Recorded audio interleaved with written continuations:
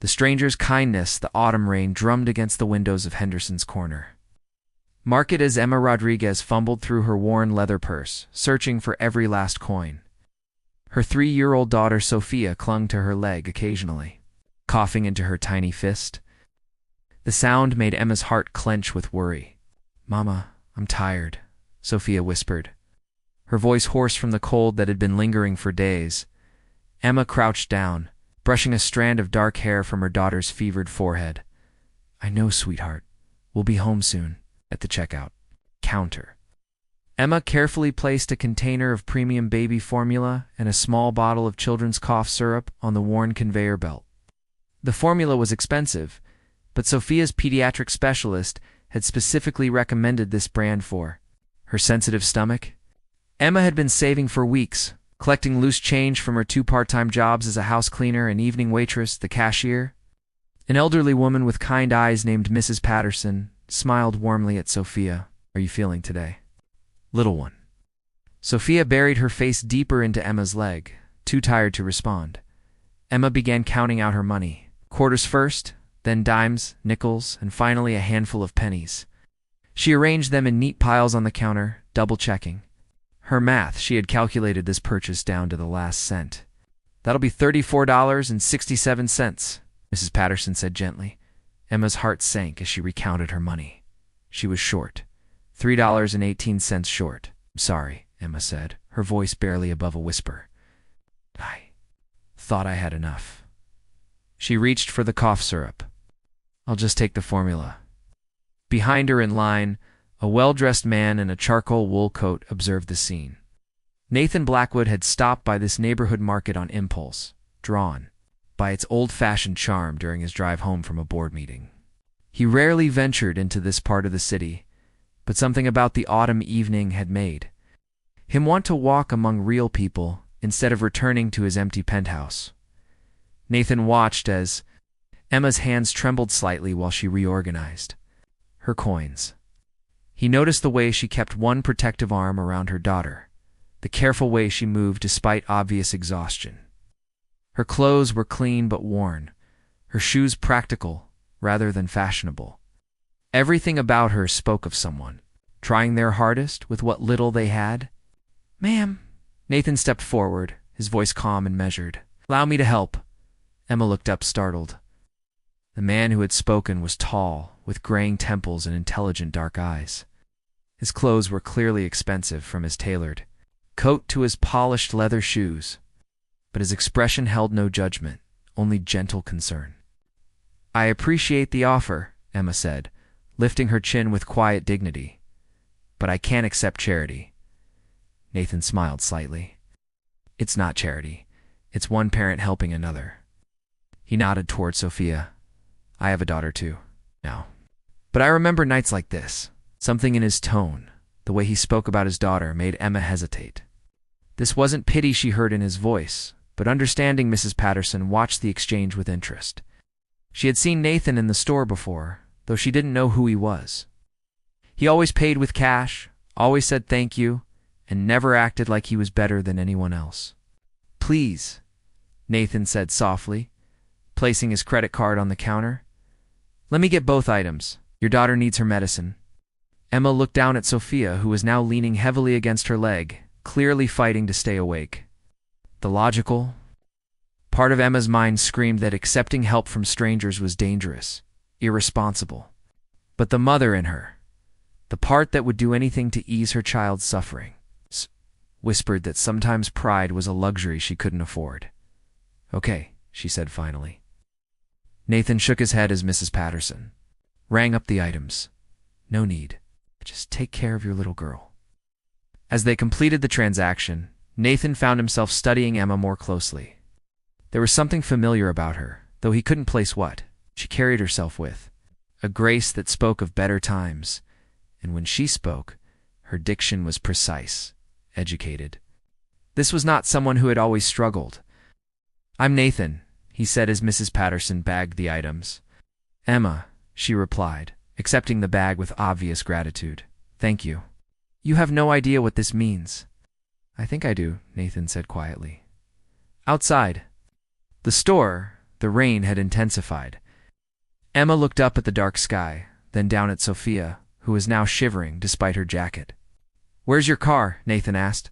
Emma's cheeks flushed. "We take the bus. It's not far." Nathan glanced at the bus stop across the street, where several people huddled under the inadequate shelter, getting soaked by the wind-driven rain. The next bus wasn't due for 20 minutes, according to the posted schedule. "I'll drive you home," he said. It wasn't a question. "It's really not necessary. It's raining. Your daughter is sick, and the bus is late." Nathan interrupted gently. "I insist." Emma looked at Sophia again. Her daughter's lips had a slight blue tinge, and she was coughing more frequently. The decision was made for her. Nathan's car was a black sedan, understated but clearly expensive. As Emma buckled Sophia into the back seat, she couldn't help but notice the leather interior. The subtle technology, the new car smell that spoke of wealth far beyond her experience. "Where to?" Nathan asked as he started the engine. Emma gave him an address in Riverside Gardens, a working-class neighborhood about 15 minutes away. As they drove, Sophia fell asleep in her car seat, her breathing easier now that she was warm and dry. "She's beautiful," Nathan said, glancing in the rearview mirror. "She's my whole world," Emma replied simply. They drove in comfortable silence for a while, the rain pattering against the windows. Nathan found himself stealing glances at Emma, trying to figure out why she seemed so familiar. It wasn't until they stopped at a red light that it hit him. "Emma Rodriguez," he said suddenly. Emma turned to look at him, surprise evident on her face. "Yes, how did you used to work for Blackwood Industries?" "In the marketing department?" "You were part of the team that developed the Community First campaign." Emma's expression shifted, becoming more guarded. "That was a long time ago. 3 years, Nathan said. You left suddenly. Your supervisor said you had relocated." "Something like that," Emma said quietly, looking out the window. Nathan remembered now. Emma Rodriguez had been one of their most promising junior executives. Brilliant, creative, with an innate understanding of how to connect with people. Ideas had been instrumental in several successful campaigns. Then one day she had simply stopped coming to work. "What happened?" he asked gently. Emma was quiet for a long moment. Finally she spoke. "I got pregnant. My boyfriend decided he wasn't ready to be a father and left. I tried to keep working, but morning sickness, then complications, then a premature birth." She trailed off. "Used up all my sick leave, then my vacation time. When Sophia was born, she needed constant medical attention. I couldn't afford childcare that could handle her needs, and I couldn't leave her with just anyone." Nathan felt a familiar pang of regret. How many employees had he lost over the years, not to better opportunities or lack of ability, but to circumstances beyond their control? How many talented people had slipped through the cracks while he was focused on quarterly reports and board meetings? "I should have done more," he said. "The company should have done more." Emma looked at him with surprise. "You remember me?" "Remember your work. Community First campaign is still running. It's generated millions in positive PR and community engagement." Paused. "I also remember that I signed the form approving your termination for excessive absences." The admission hung in the air between them. Emma hadn't expected this level of honesty from someone she barely knew, especially someone who had once held her professional fate in his hands. "You were doing your job," she said finally. "I was doing what was easiest," Nathan corrected. "There's a difference." They pulled up outside Emma's apartment building, a modest 3-story brick structure that had seen better days but was well maintained. Nathan looked at the building, then at Emma, then at the sleeping child in the back seat. "Emma," he said as she began to unbuckle Sophia, "what if I told you there might be a way to fix what went wrong 3 years ago?" Emma paused. "What do you mean?" "Give me a week," Nathan said. "Let me make some calls, review some policies. I think Blackwood Industries owes you a conversation." Emma looked at him skeptically. "Mr. Blackwood, Nathan. Nathan, I appreciate everything you've done tonight, but I'm not looking for handouts. I've been taking care of myself and Sophia just fine." Nathan looked around at the rundown neighborhood, thought about Emma counting pennies for formula, and said nothing. They both knew just fine was relative.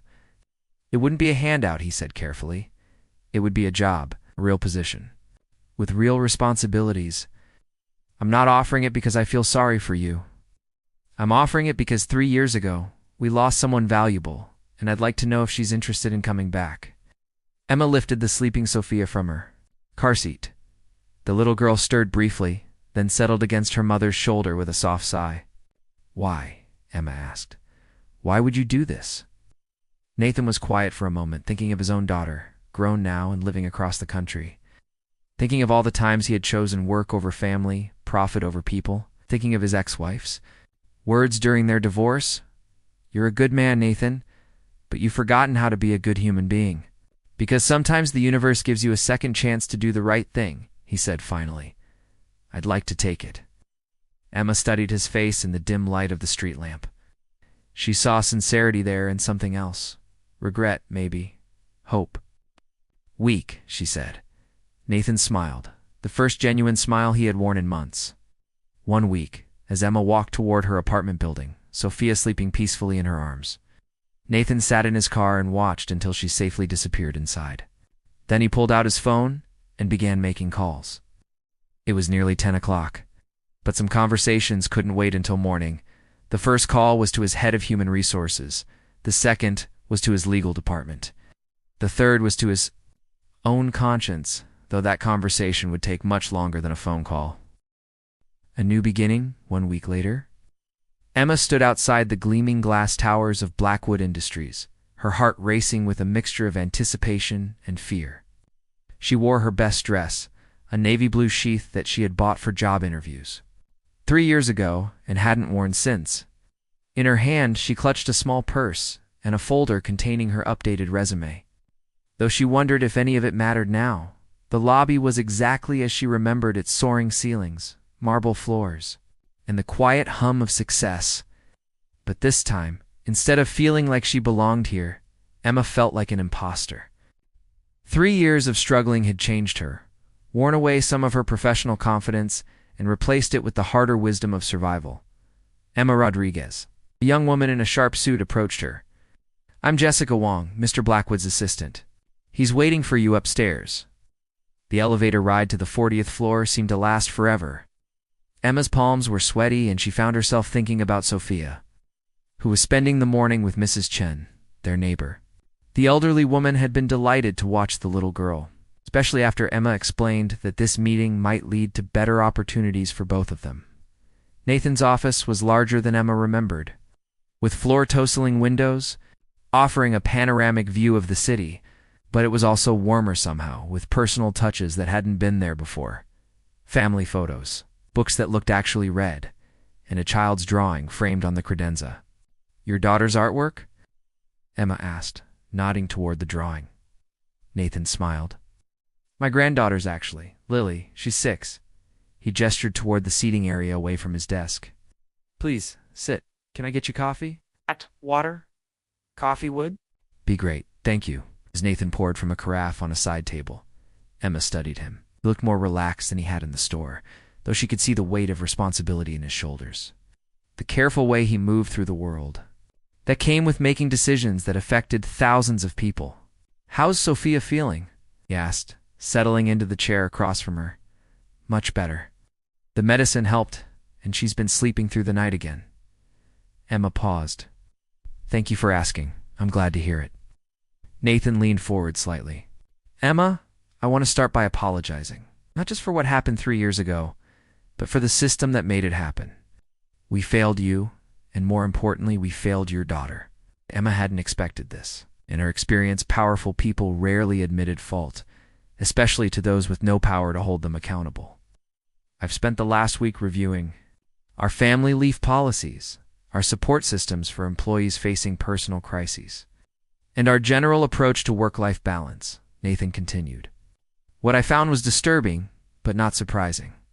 We're excellent at generating profit and terrible at supporting the humans who make that profit possible. That's true of most companies, Emma said carefully. That doesn't make it right. And it certainly doesn't make it smart. Nathan pulled out a folder from the table beside him. I want to offer you something, but first I want you to understand what's happened since you left. Yes. He opened the folder and pulled out several documents.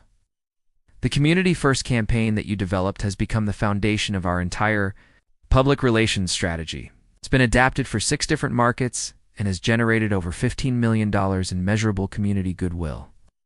Emma looked at the document's case studies, market analysis, expansion plans, all based on her original concept.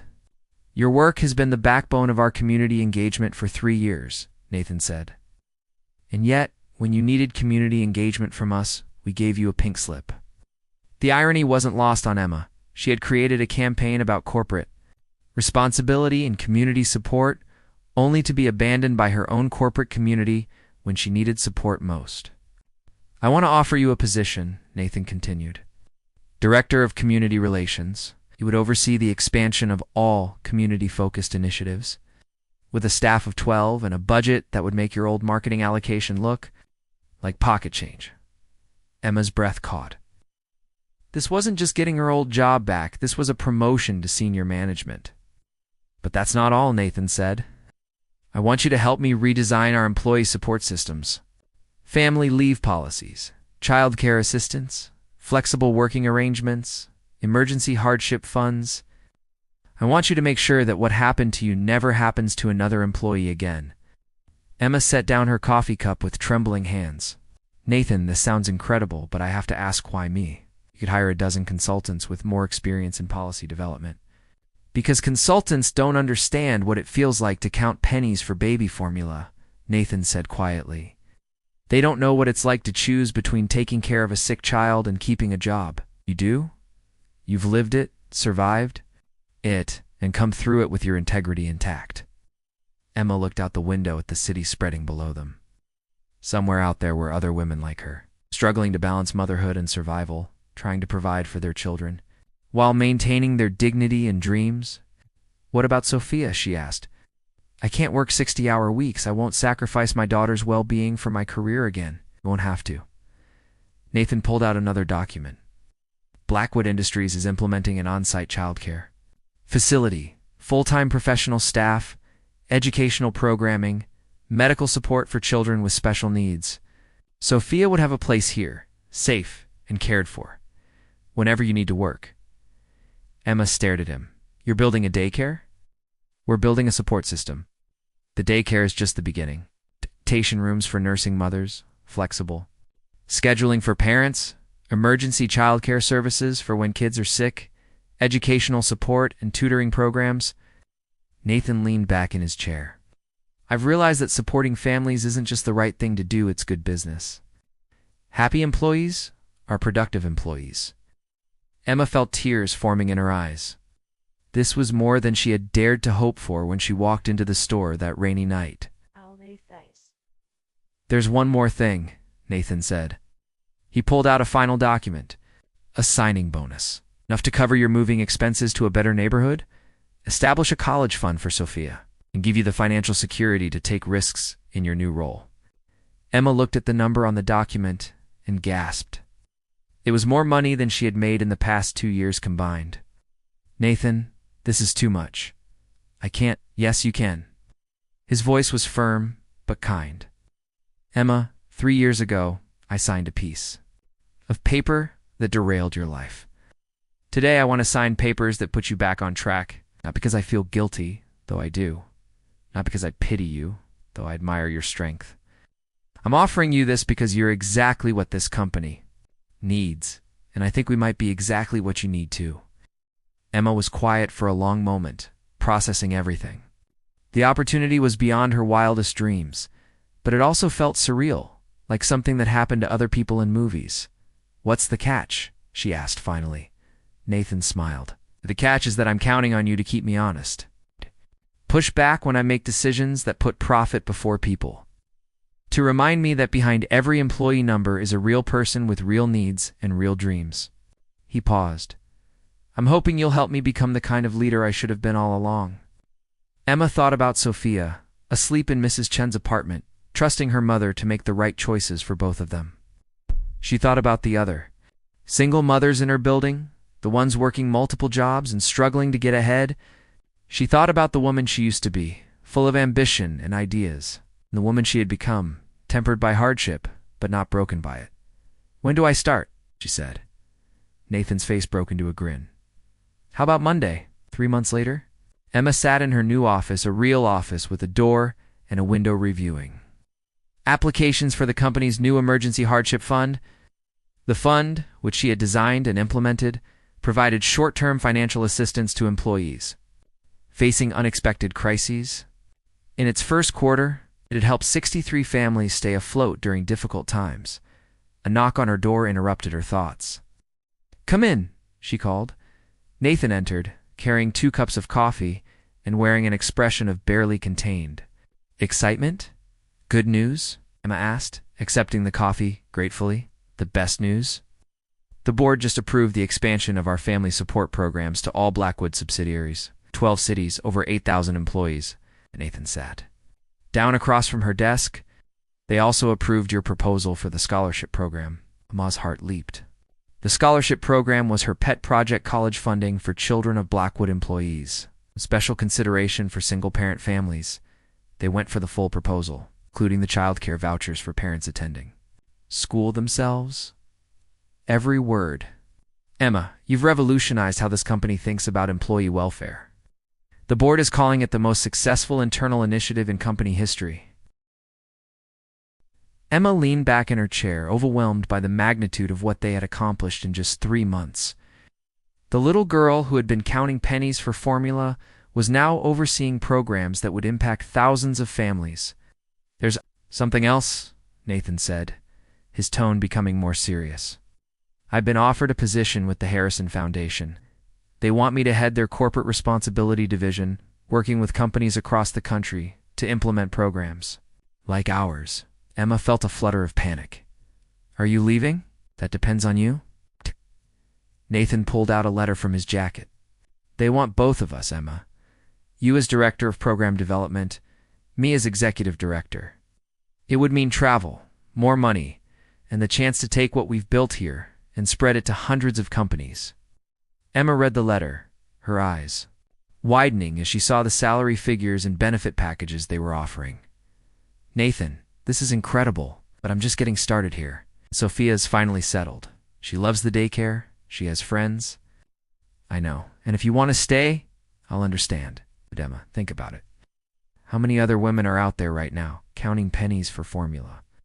How many families could we help if we had a national platform? That evening, Emma sat on the floor of her new apartment, bright, safe place in a good neighborhood with excellent schools, playing blocks with Sophia.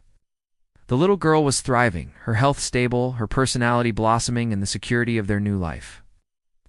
"Look," Sophia held up a tower of blocks. "I made it tall like your building." Emma smiled, thinking of the Blackwood Industries tower where she now worked, where Sophia spent her days in a loving, professional daycare environment. "It's beautiful, sweetheart. It's just like you." Sophia continued building. Emma's phone buzzed with a text message from Nathan. "No pressure, but there's something you should know. The Harrison Foundation wants to name the program after you, the Emma Rodriguez Initiative for Family-Centered Corporate Policy." Think about it. Emma looked at her daughter, happily constructing block towers and chattering to herself about the buildings she would make when she grew up.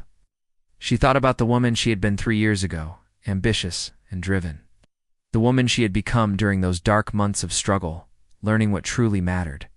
And the woman she was becoming now, someone who understood that success meant lifting others as you climbed.